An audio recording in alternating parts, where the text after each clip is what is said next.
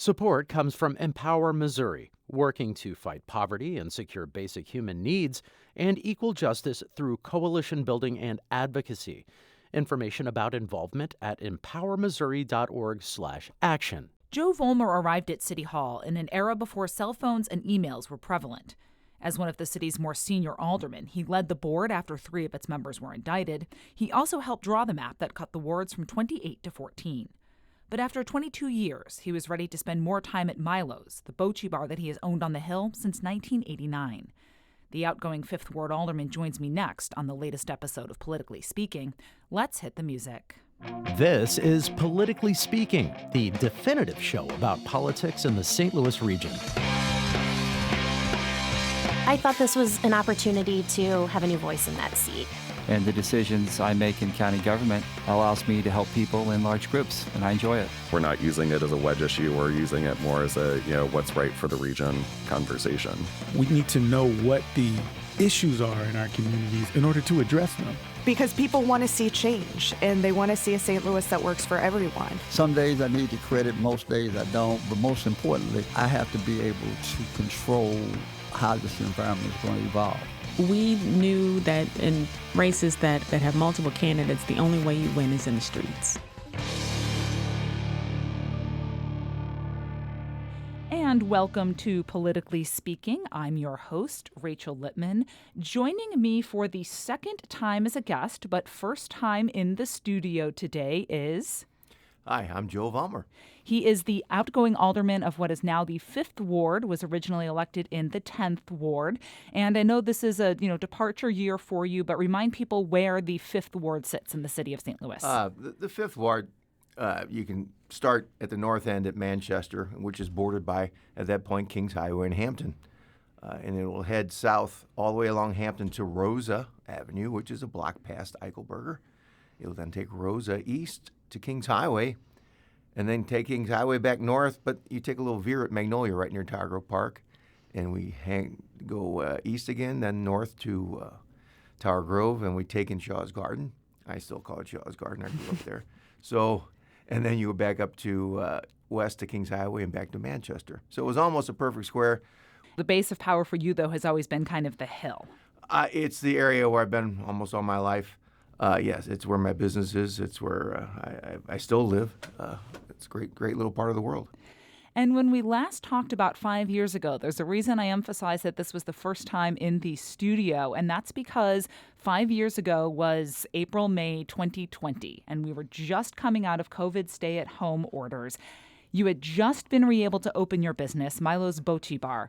How are things doing today at Milo's? Things have never been better at Milo's. It's we, as every restaurant did, we went through COVID, but we, my wife and I, Susie, put our heads down, and we basically took the time to tear the place apart and rebuild a lot of the mechanical things and things you need to do. So when it came out, and we were supported very, very strongly by the neighborhood and by all our past customers. It was very, very heartwarming to see that people would go out of their way to make sure that we survived. And I know when we talked, you were also concerned the Hill's such a social neighborhood. It's built on, community, that it would change during the pandemic when you just couldn't be in community. Aside from the other changes that have happened on the Hill, how did that aspect of it survive? I guess the best way it was described to me is COVID on the Hill would be like tying an Italian woman's hands together so she wouldn't be able to talk. It's just one part of their life was just taken away, because it is a hospitality. The whole neighborhood is built on hospitality. Whether you want to go to a place or go to have fun or go there to get your food to go home and prepare it and have fun, that is what the neighborhood survives and really surpasses most other neighborhoods is the fact that it is just one of the places you can walk, talk, and have fun everywhere. Was that able to come back after COVID? Is that sustained? It has sustained greatly, yes. It is amazing. In that time, we've opened, the people in the neighborhood have opened the Piazza di Limo, which is a drawing card for most every wedding in the city and county. It's a beautiful fountain right across from St. Ambrose, right? Right across from St. Ambrose. It's a gathering place, and so many, they have the chess tables built into out there, and there's kids out there playing chess. It's families getting together. You'll see the gelato parlors right next to them, and they'll go over there, get their gelato, and hang out. People just park their cars and walk. Saturdays are just amazing on the hill. It's that way most every day, but Saturdays are out of control some days. It's just so many people. So you've always split for the last 22 years your time between being a bar owner, and being an alderman. But in April, you'll go back to being the owner of Milo's only. Why was 2025 the time to depart City Hall? I actually had considered it 2 years ago in 2022. I would have 20 years on. Susie and I, my wife, looked at each other and said, it's time to, she had a 20-year honeydew list.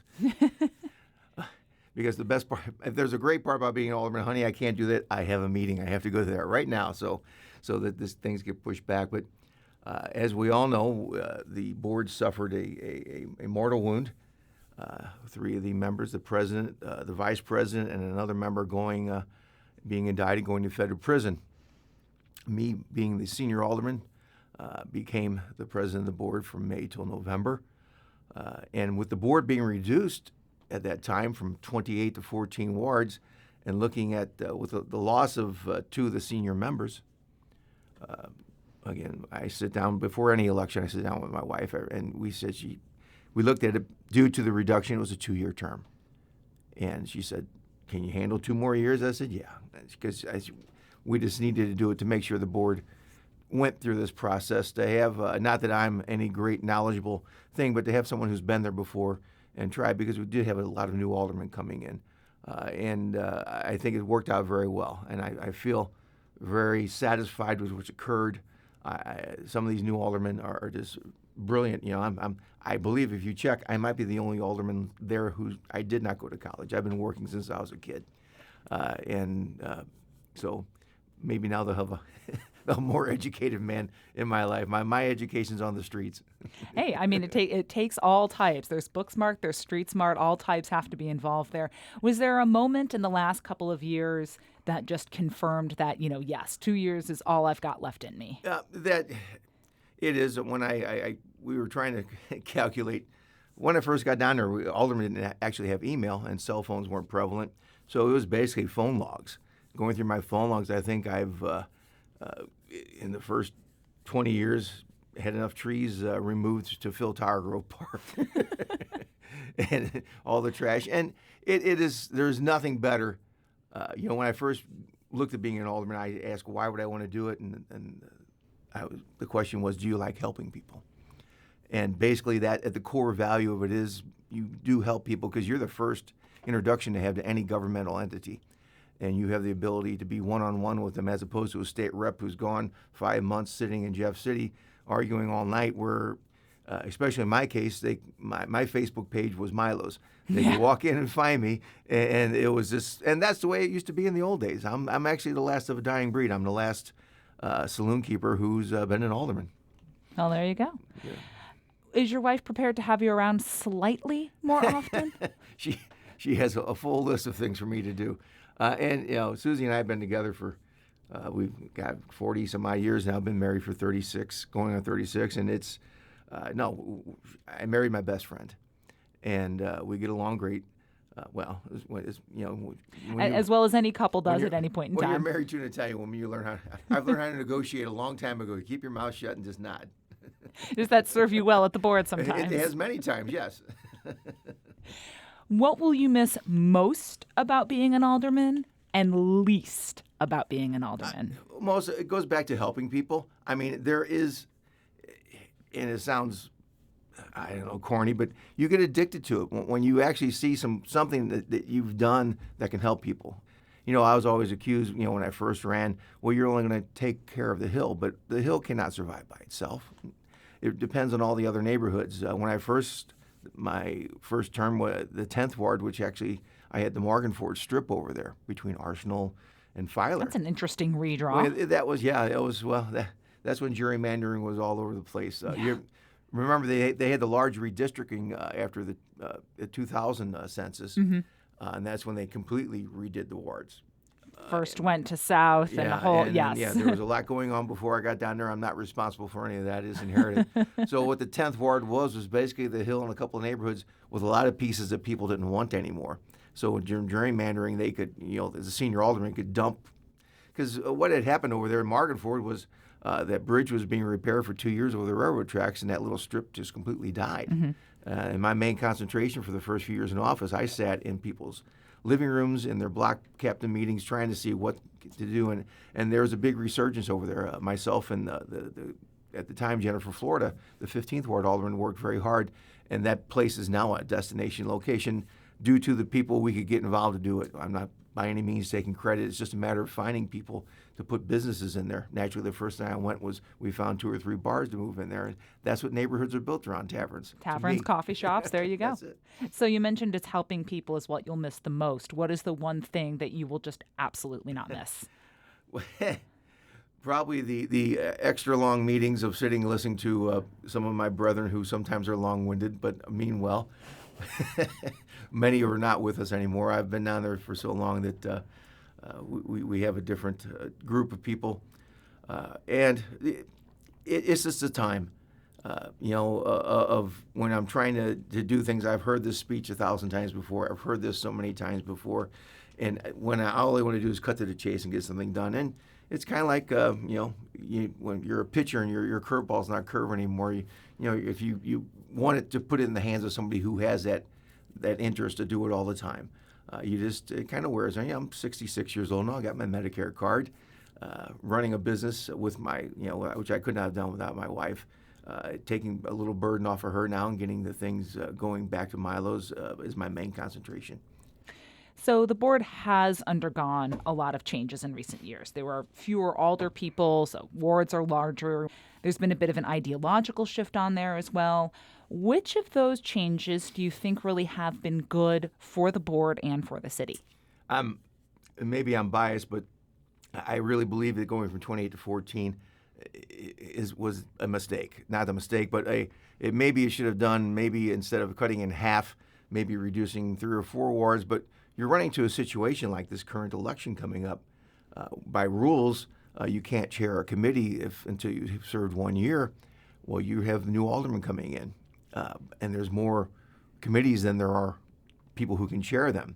And in the past, when I first got down to 28, you go into committee with 12 members, 14 members, 10 members, which means a quorum requires a minimum of 6, 7, or now you have a committee with 5 members, a quorum with 3 people making decisions in committee, maybe, and not going through everything thoroughly. We had a couple of bills come out where they wanted to do 22 amendments on the floor. And that's not what the floor of the Board of Aldermen is for. That's what committees are for. And you do lose that great interaction of having 7 or 8 people talking about this and getting something done as opposed to 2 or 3. It's a learning process, to say the least. It's the way what the people voted for, what we've inherited. But I think you lose a lot of the intimacy of being an alderman also. Going from 11,000 to 21,000 people in your ward. It's amazing. It's still always the same 200th to complain, no matter what. And the same 200 that vote, and the same, Yeah, and that's it. Yeah, the apathy is what really scares you in all these things. Was there a change that has happened at the board that has surprised you, kind of in how well it has worked out? The one thing that I've been very, very excited about is some of the younger aldermen have come in and their enthusiasm, their intelligence level at doing these things and approaching things in a different way than maybe I would, just due to the way how old I am and how I was raised in the world I grew up in. And where, again, we didn't have email for probably the first 6 or 7 years I was an alderman. Which, you know what, honestly, sometimes seems like the way to go about it. Oh, you can't reach me at like 2 o'clock in the morning? No, well, Cool, there's some good. great stories. When I got to talk with the old alderman, that was my favorite thing. When I first served, of the 28 aldermen, probably 3/4 of them had a minimum of 10 to 12 years on. There was 5 or 6 that had 20 plus on, where these people coming down, myself having 20 on, but then you're looking at the only other one really is Alderwoman Tyus, who had her hiatus, but she's been down there. She's very experienced, but there's not a lot of that. I was taken aside and shown this is how this goes, and a lot of that has gone by the wayside. There's a lot of new rules and a lot of new things, and Not that they're not better. I'm just not used to them, more than likely. Because I think it's you and Alderwoman Tyus and then Alderman Cohn, and then there's a pretty good gap between the third and the fourth most senior alderperson now. Yeah, you're getting into that with, where people maybe only have 1 or 2 terms on. Yeah. And I didn't chair a committee till in my 3rd term, if I remember correctly, because there are so many senior members to do things. And, that's taking seniority away through the rule change with the new president and the new members. Was it good? Was it bad? It took a lot of things away because all of a sudden, it as opposed to being the vice president of the board, they decided, naturally through seniority is done by election. That's fine. That's what the board members voted, but we'll see how, it goes in the thing. What are the benefits of having some leadership positions based on seniority, do you think? There's a lot that can go wrong with it, where people just get in by virtue of being there for so long because they just keep getting elected, not that they're actually leaders or respected by their colleagues. But how does having some things based on seniority kind of help the board function as a legislative body? Well, you keep maybe a broader base of thought going, because what happens is if there's an election for you have people who see this person and that person getting in there, so this agenda can be brought to light, as opposed to this is the person I have to work with. We don't get along, we don't know each other, and that's what truly being an alderman or being in any political position is. It's not pushing your agenda down someone's throat. It's looking across the table. This guy, North St. Louis is completely different than South St. Louis, Midtown. What can we do to make the whole thing work, as opposed to what's the agenda I have for some major national view, which is not what we do. And I think a lot of that has gotten lost with this quote-unquote progressive agenda that we've been dealing with, as opposed to the grassroots. You alluded to this a little bit earlier in the podcast, but you did find yourself as president of the Board of Aldermen as the most senior person at the time when Louis Reed resigned after facing federal corruption charges. Take me to the moment that you realized you were going to have to be the one to lead the board through its most challenging time. I was actually at my cardiologist.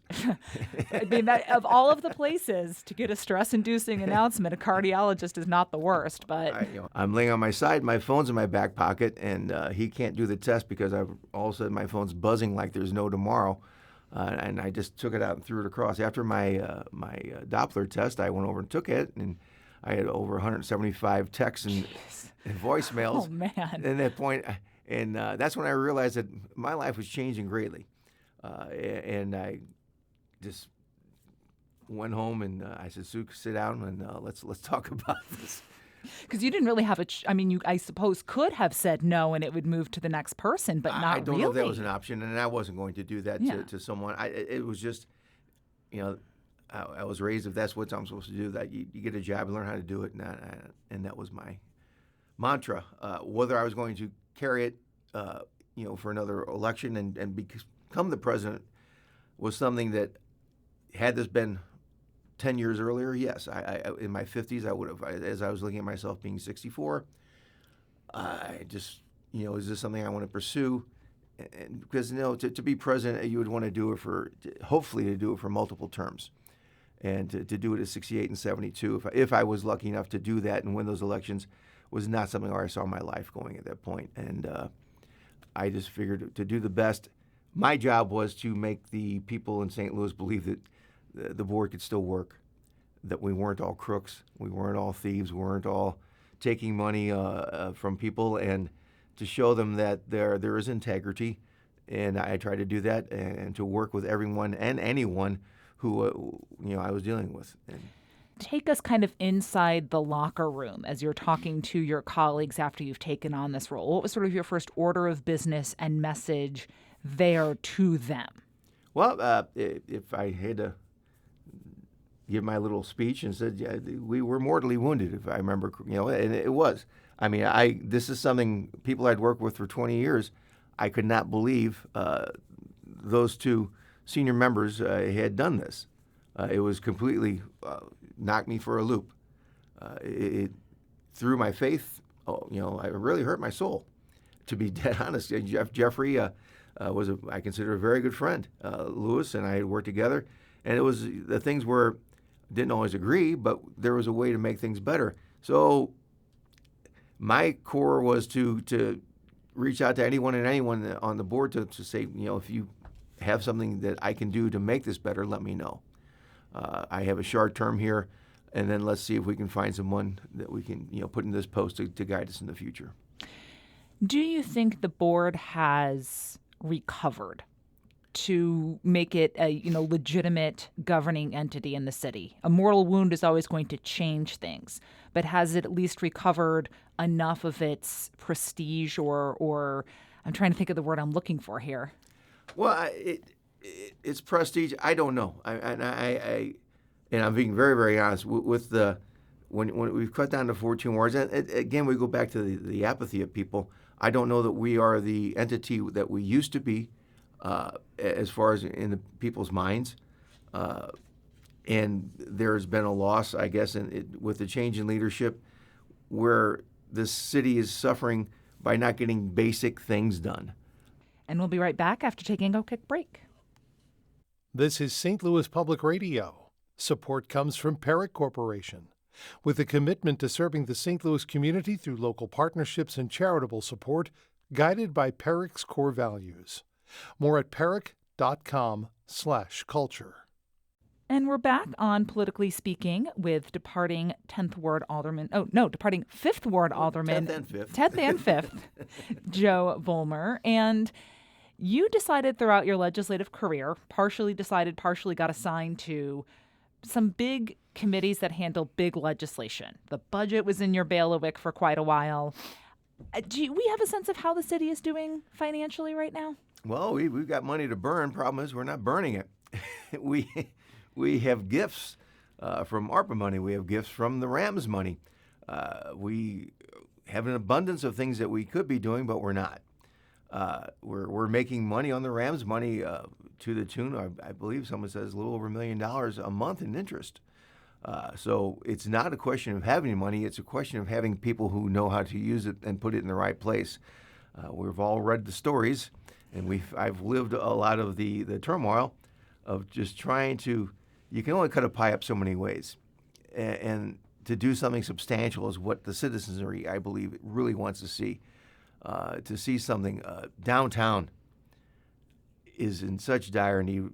Having grown up here all my life in the city of St. Louis, that was the place you went to. In the 60s, if something happening, you went downtown to see it. The 70s, baseball in the 80s. When they redid Union Station, redid all these things, and now I have people coming into my business, to my bar, and they'll have season tickets to the Blues game, and they're not sure that they want to go down and use them. They'll sit in my bar and watch the game on TV, which is very disheartening. Yeah. People, the Hill being in the touristy neighborhood it is, I've seen, it's always been that way, but even more so now because people feel it's the safest place they can go to in the city as a destination with their families and hang out, and as opposed to walking the streets of downtown. And this has to change. I miss going downtown like I used to all the time. So one of the other big legislative things you decided you wanted to tackle was chairing the legislative committee in a redistricting year, and not just any redistricting year, but the year that aldermanic downsizing took effect. I'm assuming this was a deliberate choice. Are you that much of a glutton for punishment? I don't, and the way I was raised, hard work. If there's a job to be done, I want to be there to get to do it. To me, the most important thing was to get it to an alderman representing as many single neighborhoods as possible. You would go to a neighborhood association, and depending upon the alderman, I'll mention no names, but if one got to speak before you and they're a little long-winded and you had another meeting to go to, you would sit there and listen, but then the answer the same. It was a crossover, and that to me just was a practical thing I wanted to do, to keep neighborhoods whole, so that you can represent them and know exactly what you want to do in that neighborhood, because hopefully we're changing some other things through this with some of the newer aldermen. We're taking a lot of the power of an alderman's hands as far as, an alderman shouldn't decide what street gets paved. He might have a say in it, but it should be the street departments. An alderman we don't need an ordinance to put speed humps in. These are things that are safety measures that should be done administratively through the street department. These are decisions, we decide through our ward capital, Should we put new playground equipment in this park? That should be the Parks Department telling us we have to do this. You did mention that you saw that the streets department wasn't working for example, and if I remember correctly, part of the reason that they went to the legislative placement of speed humps was to just get them done. If you make it legislative, they have to do it. How much of that is, the aldermen want more power, and how much of it is if we don't, it just doesn't get done? Yeah, it's kind of, when the process was new to us. And at first, how it started out, we talked, and there was no true process. Get a petition was what most of the aldermen did from the people on your street. What it does is actually lengthens the process because to get a board bill through, and then once it's rubber stamped, we're not going to argue about a speed hump in the street committee. I mean, this should be something that I'm sure there were some people who would, but yeah, you're not going to. You're generally not going to. But it has not. For the most part, they go through because most everyone wants them. But we're talking, there's a bill that Alderwoman Velasquez put through. I was working with her on about, in the future, getting a city manager for the city of St. Louis to take appointees out of the mayor's hands and put them into the boards and the mayor's hands to work on something and have some strident, command over things. Right now, unfortunately, we're dealing with things that are the result of appointees that no one had a say over. But a city administrator is someone who would be actually is trained in these jobs. I believe 60% of the cities in the United States with a population over 100,000 people have a city administrator. Kansas City does. And even smaller cities have city administrators. Crestwood has one. He spoke at some of the meetings. He's been there, I think, through 5 or 6 mayors. So the continuity of what needs to be done is done. Aside from the downsizing map and the budget, which are consequential pieces of legislation, what is the bill that you think is the biggest thing you've passed in 22 years at the board? Oh, I've never been I've said it before. My whole reason for going down to the board was neighborhood preservation. I really thoroughly enjoyed growing up where I grew up and wanted that to continue. And so getting things done that made neighborhoods safer in general, being part of the redistricting was huge because it made a great change for how neighborhoods are represented. To me, that was very, very important. Passing budgets, that was like a trip to the dentist. Unpleasant, but you have to get it done. That's it. It's a necessity, but you're not going to enjoy it. So, but just dealing with keeping neighborhoods complete. The city of St. Louis, we're basically a small town disguised as a city. I mean, you go to Chicago, there's more people in their Union Station downtown on a Monday morning than there are in the whole downtown of St. Louis all week. Entirely possibly more in the entire city of St. Louis. Yes, but yeah, it is. It's but I enjoy the small town feel of this. It is something where we don't have traffic jams. If you think you're ever in a traffic jam, of course, I'm never in a traffic jam. I live a block from my business. You're in a traffic jam talking to all the neighbors. I drive less than 3,000 miles a year in my car, like most. Yeah, so it's the feel, the ability to do this as you can in St. Louis. If people are aware of that, that's why so many NHL players stay here. It's why so many pro athletes stay here. The Cardinals. People come here, they move here, and they stay here. Because it's a great place to raise kids. It's a great place to live. You can get around easy. There's a lot of great food. And it's going to be a lot of fun. We just need to change a little things as far as how we're getting things done and getting people to get things done. You talked about the city being given gifts, and the Rams money is among that. I think there's $277 million that are available to be distributed. Mm-hmm. And I see one of the more spectacular legislative failures this year was the collapse of the deal over the spending of that Ram settlement dollars. And you are one of the more senior alder people. You've handled those complex pieces of legislation. I'd love to get your take just on what happened there. Maybe not the blow by blow of how it broke down, but, how does a deal like that fall apart so spectacularly and so publicly spectacularly? Of all the options that were put forth, through the two different board bills. One had teeth to it that was going to make something substantial. With the greater St. Louis and the downtown, you're talking about matching funds from the private sector. You're talking about doing something that people can see, people can feel, that people want. And an opposing bill with things that are great in their ideas, but is getting them established and doing them something that is really what you should be doing with this amount of money when we are spectacularly known for not following up on getting these things done as far as programs and helping people. This is money that needs to be put into, boots on the ground, something we can see. And to my understanding, I was in a meeting in the president's office with other aldermen, Alderman Oldenburg, people from Greater St. Louis, the mayor's office, and my understanding was that before the big fallout on this, that there was an agreement that $100 million would go to downtown, which would end up being anywhere from $100 to $2 million match from Greater St. Louis, and that there would be money set aside for this program, North St. Louis, and that was a win-win. That was a Friday afternoon. By Monday, that money was cut to 74. By that Wednesday, I believe it was cut to 50. And this is all at the behest of our president of the board, who doesn't believe in helping corporate people out. It's amazing, and that's where it fell apart. It's all you gotta do is watch the meeting.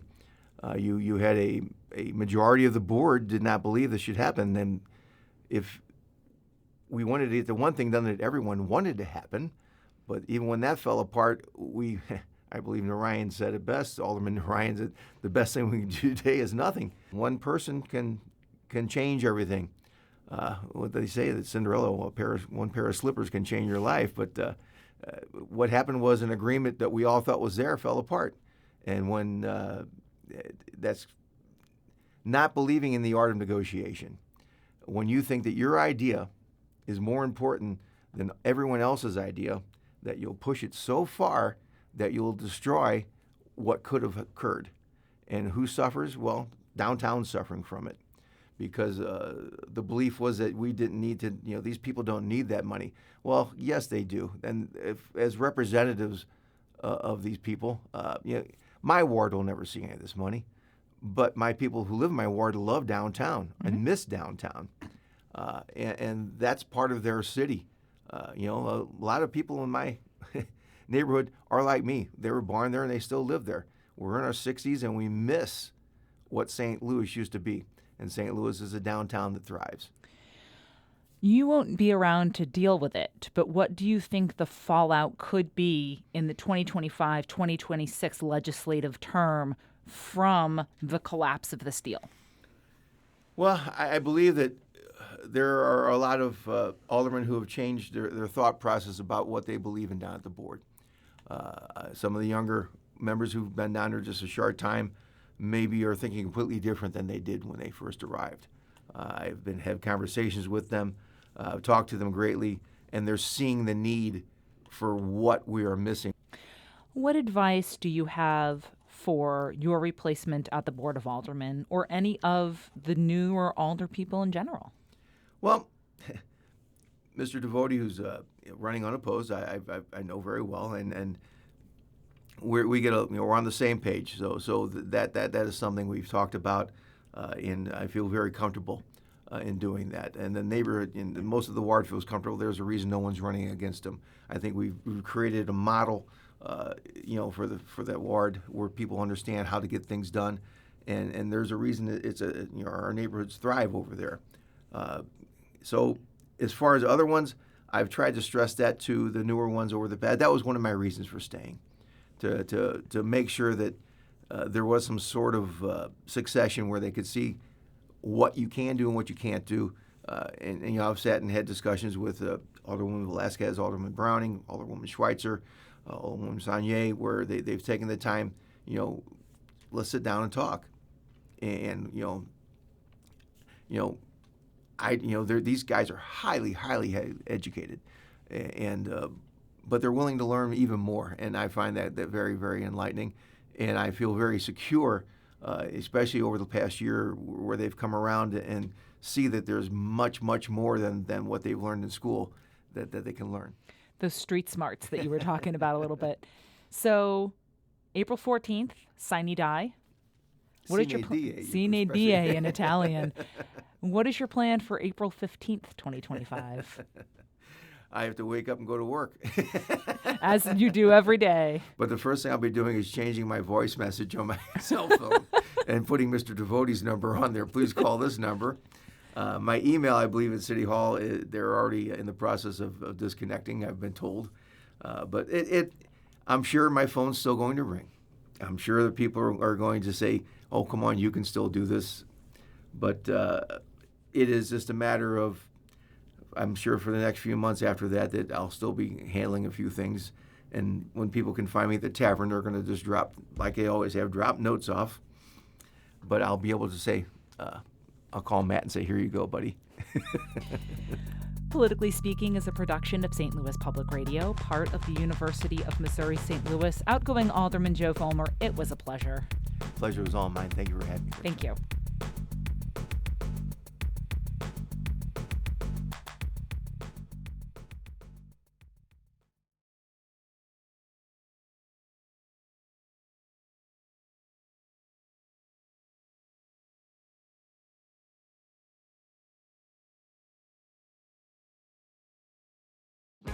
If you have a smart speaker, you have access to the entire world of NPR and St. Louis Public Radio. All the latest news and all the captivating stories. Activate our voices with yours by telling your smart speaker to play St. Louis Public Radio.